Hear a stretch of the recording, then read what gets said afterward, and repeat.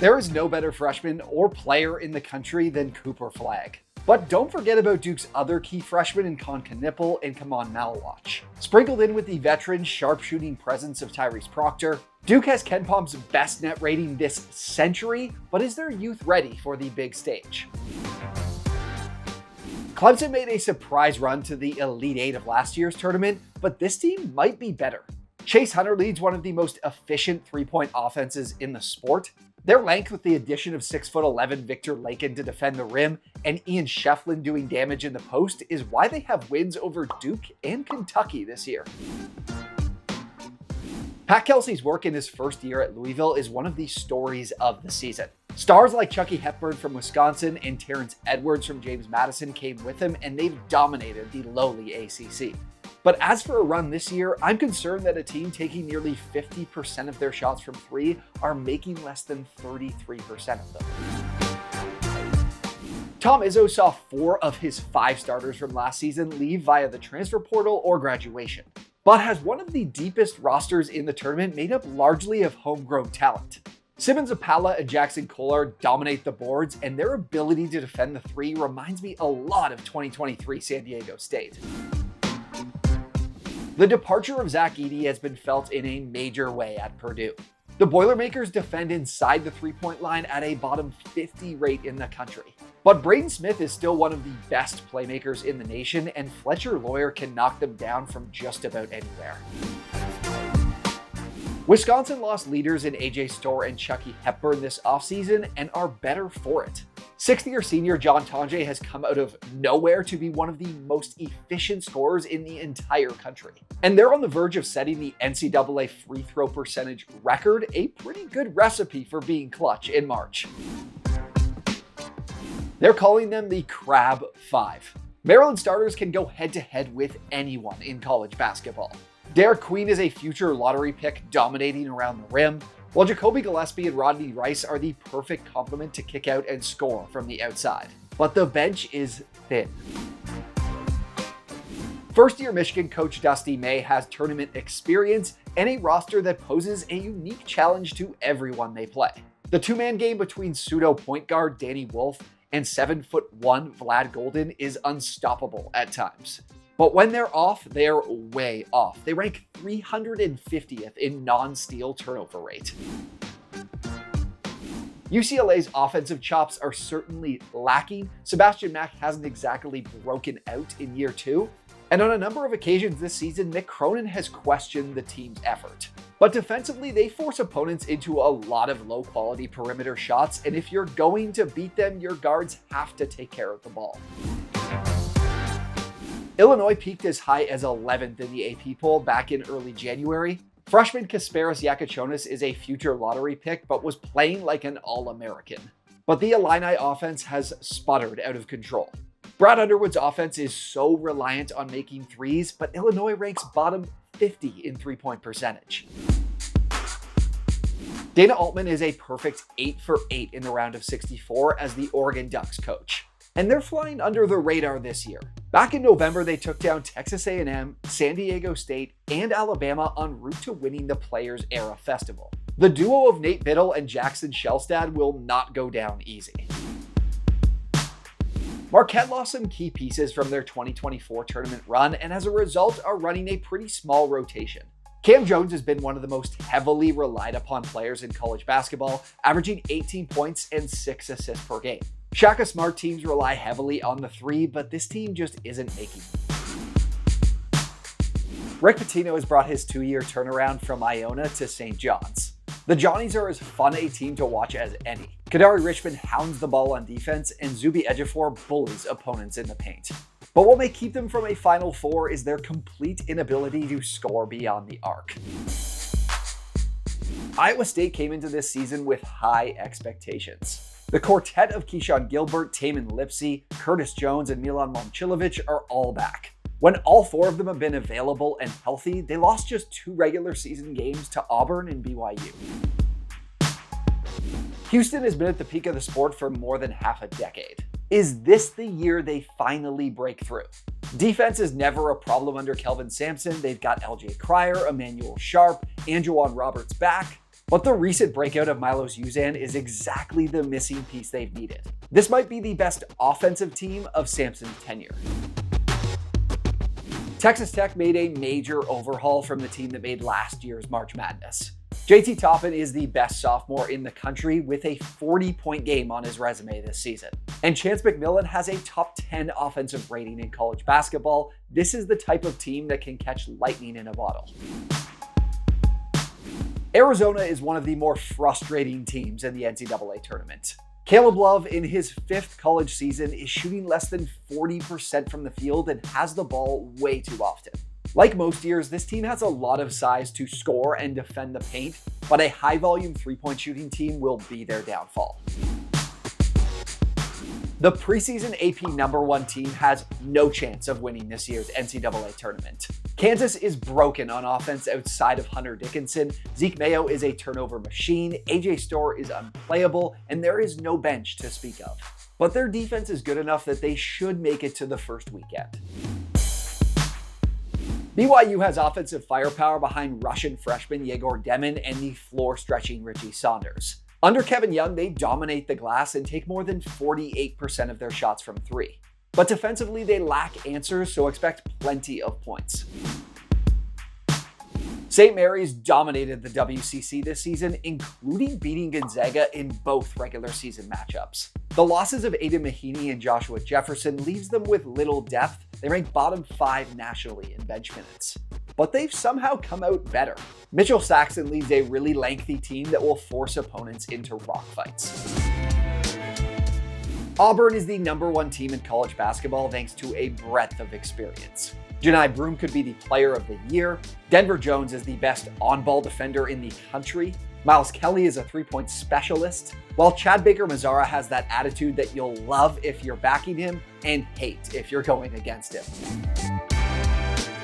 Alabama is known for the fastest tempo in the country and a rain of threes with Mark Sears back leading the way. There is a lot of depth too. Aiden Holloway is an efficient perimeter scorer. Senior Chris Youngblood has big moment experience. But if I'm being honest, their offense isn't quite as good as last season. Tennessee is the most perplexing top seed you'll see this year. Chaz Lanier has done a fine job filling the Dalton Connect do-it-all role for this offense. Zakai Ziegler is a steady presence on both ends of the floor, but this team can go on scoring droughts for what feel like an eternity. They can't afford to overlook any opponent. This Kentucky team under Mark Pope is a lot like last year's team under John Calipari. All 5 starters can put up 20-plus points on any given night. The addition of Lamont Butler gives them much-needed national championship experience. They even beat Duke in the regular season. But those defensive question marks have yet to be answered. Josh Hubbard is the type of player that could carry Mississippi State to the second weekend. He dropped 38 on Alabama a few months ago and is averaging 18 per game this season. But he doesn't get much help, and they've proven that teams with three-point shooters can blow them out of the gym. The Florida Gators are the only team in college basketball that can say they went to Auburn and Alabama and came away with victories in both. High-level guard play wins national championships. They've got it in Walter Clayton, Elijah Martin, and Will Richard. And those guards defend the three-point line like few others do in the sport. Don't overlook this team in your bracket. Explaining Buzz Williams' Texas A&M team in 60 words is hard.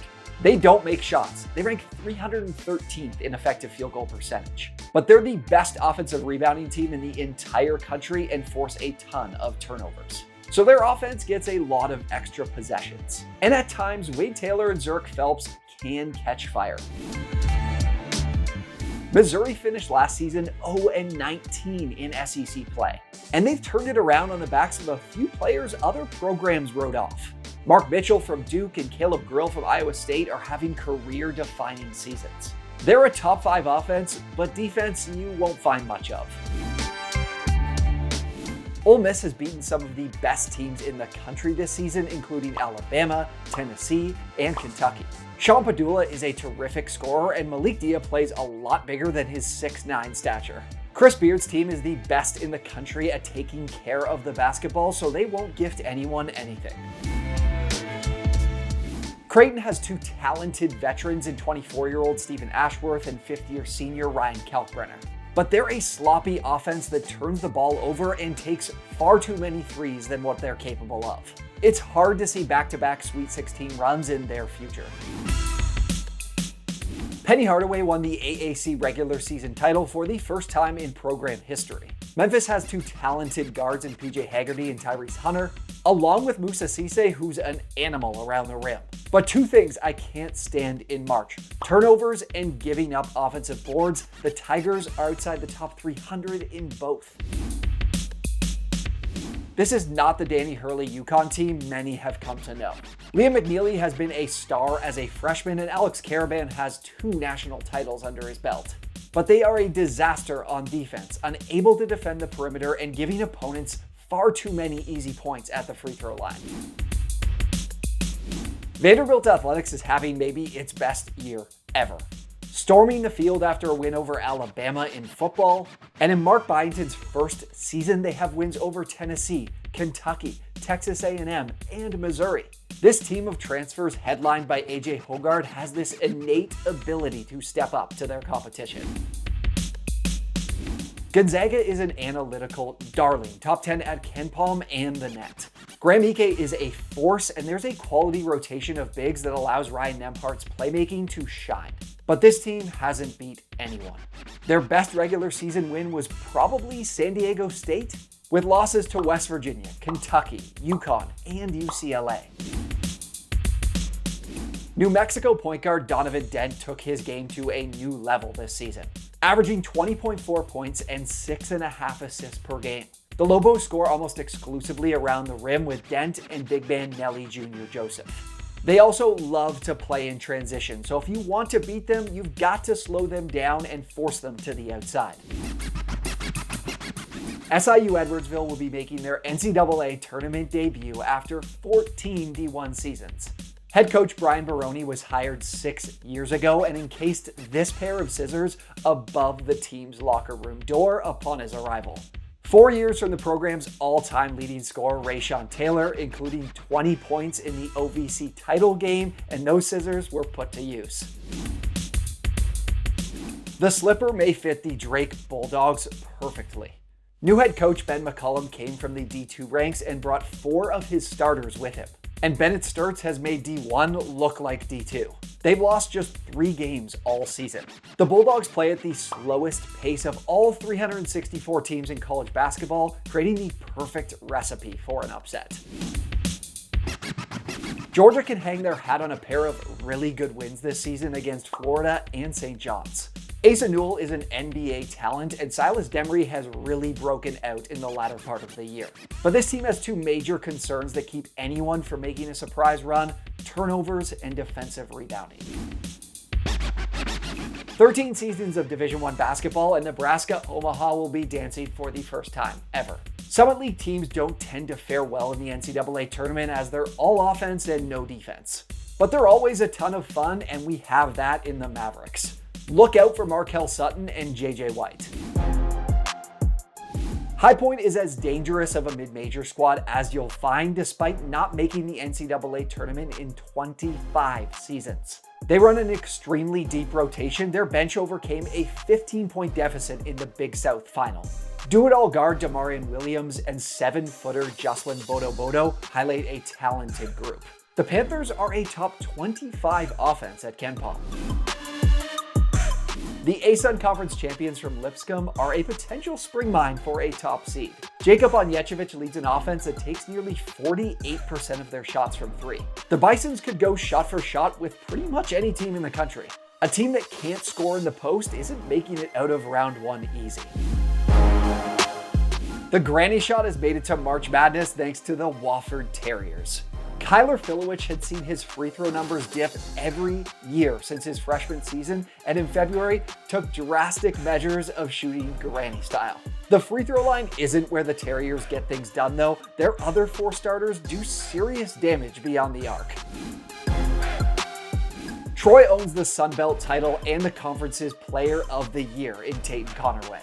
Defense is their calling card, as their length 1 through 5 allows them to defend the rim at a high level and force plenty of steals. but offensively they rank bottom 30 in turnovers and are making just 30% of their threes despite taking them on more than 45% of their shots.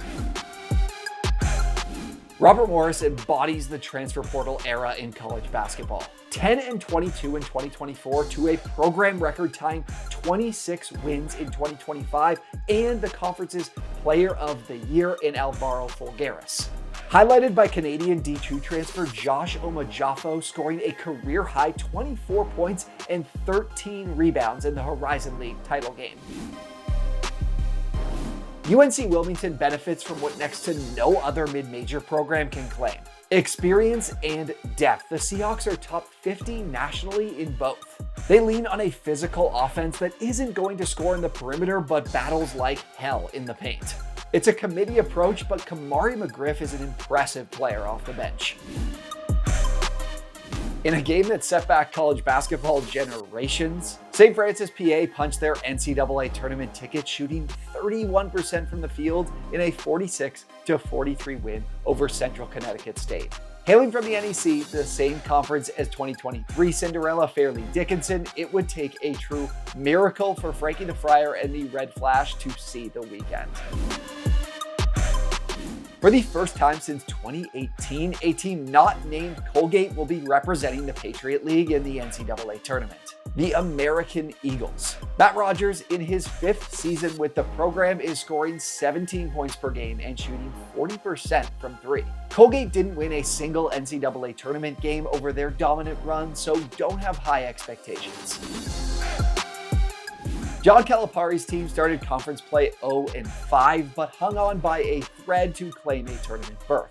And unlike Cal's Kentucky days, the Hogs are excellent defensively. But what's kept their season alive is DJ Wagner's newfound efficiency. He's got former FAU star Janelle Davis as a running mate too, but injuries have forced them into a very short bench. McNeese State team manager Amir Khan is taking his talents to March Madness. Will Wade's team is back in the dance, and if the Cowboys are going to win a game this year, they need an opponent that doesn't play through their bigs. The Cowboys are undersized, but they're excellent at forcing turnovers and defending the perimeter. Montana has a veteran group that's been one of the most efficient scoring offenses in the country. Don't let them fly under the radar. Malik Moore and Brandon Whitney are high-level scorers from everywhere on the floor. They'd match up well with a guard-centric team, but defensively, they'll get crushed by any team that plays through the post. Oklahoma was the team of non-conference play, starting 13-0, beating the likes of Arizona, Louisville, and Michigan. Jeremiah Fears was cooking, but the Sooners went 6-12 in SEC play. They've been a horrid rebounding team all season, so they've got to see an undersized team to give their offense any chance. 3 coaches, 3 seasons, and 3 NCAA tournament berths for Utah State. Ian Martinez and Mason Falslev stuck around for the new regime, and they churned out another 25-win season, highlighted by a road win at St. Mary's. The offense is prolific, but outside of forcing turnovers, the defense isn't great. Norfolk State dominated the MEAC for yet another season, and they don't do it the traditional way of the small mid-major program. The Spartans, led by Brian Moore and Christian Ings, don't take much of any threes and instead attack the rim and get to the line. And they can actually hold their own when it comes to defending the paint. Colorado State is one of the only bid stealers of the 2025 season. They are the hottest team in college basketball, having won 10 straight games, including the Mountain West tournament. Nick Clifford is a do-it-all star, having scored 24 points or more in 5 of his last 6 games. The America East hasn't fared well in March Madness, but Bryant is an intriguing Cinderella. They have serious length across their starting 5, play at the 7th fastest pace in the country, and still do a good job of taking care of the ball. St. John's transfer Rafael Pinzon will decide how far they go. Akron dominated the MAC to the tune of a 20-1 conference record en route to back-to-back NCAA tournament appearances. Tavari Johnson epitomizes this team. The sub-6-foot guard is a terrific scorer that creates everything for their offense. But Coach John Gross has one of the most undersized teams in the entire country, and that's a problem. Allowing less than 60 points in every MAAC tournament game, Mount St. Mary's punched their NCAA tournament ticket. Defense is what they do. They even beat Miami back in December. But offense is not their forte, ranking 359th in turnover rate. Dola Adebayo is the name to watch. Liberty is the exact team a top seed does not want to see in round one. Keita Matheny is a problem. This offense can shoot the lights out from three and are the third best three-point defense at just 28%. The Flames like to slow down the game too, so don't let them get hot and build a lead to protect.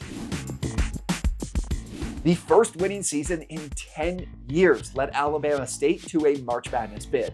The Hornets lost their power conference games by a significant margin, but this group of upperclassmen is going to take care of the ball. CJ Hines was a big reason why they won the SWAC as the 5 seed in the conference tournament. The nation's longest active winning streak, 15 games, belongs to UC San Diego, led by 3 former D2 transfers. Aniwaniwa Tate Jones leads the country in free throw attempts. Tyler McGuy will need to be face guarded if you want to keep him from making threes. And Hayden Gray has the most steals in the nation. A lot of the same pieces are back for another NCAA tournament run for Grand Canyon, but they haven't exactly played like it. Ty Grant Foster just hasn't been the same player. Do not ask this team to make a three, but Bryce Drew's defense is going to give opponents fits. VCU is led by a pair of guards in Joe Bamisil and Max Shulga that have seen it all in college basketball. The Rams are dominant defensively, ranking as the #1 team in the country in effective field goal percentage. Offensively, they fire away from three and crash the offensive boards at a really high level for second chance points. John Poulicatis sunk the SEC in last year's NCAA tournament, and he's back to do it again. Yale looks a lot like last year's team, with Bez Mbang's veteran presence facilitating the offense. It's crazy to talk about how to beat an Ivy League team, but whoever does it has to be efficient beyond the arc. It was shocking to see North Carolina in the tournament bracket. The Tar Heels are 1-12 against Quad 1 opponents this season. They're desperately missing a true big to take away the rim and create space for RJ Davis and Elliot Cadeau. It's hard to take this team seriously. Texas disappointed in SEC play, going 6-12. But they have this interesting mix that could make some noise. Trey Johnson will be talked about as the best freshman in the country, if not for Cooper Flagg. And then there's Caden Shedrick, Arthur Kaluma, and Tremont Mark with a plethora of experience. But they haven't lived up to their talent all season. Xavier is 1-9 in Quad 1 games, but finished up the season winning 7 of their last 8. Zach Fremantle is a dangerous player at the rim. Ryan Conwell is one of the best three-point shooters in the entire country. But when the best teams are able to prepare and force the Musketeers to other options, they have little answers. Brian Dutcher's team makes games ugly. Their defense is as strong as always, but offensively they leave a lot to be desired. It's predominantly a two-man game between Nick Boyd and Miles Bird, but the efficiency of the two is a major question mark. They do have wins over UC San Diego, Creighton, Houston, and New Mexico to hang their hat on. Scott Drew is a national champion coach, but this Baylor team is far from national championship caliber. They've got the future NBAer in VJ Edgecombe and Final Four experience from Norchad Omier, but they've had major problems on the defensive glass and teams have been pouring it in from three.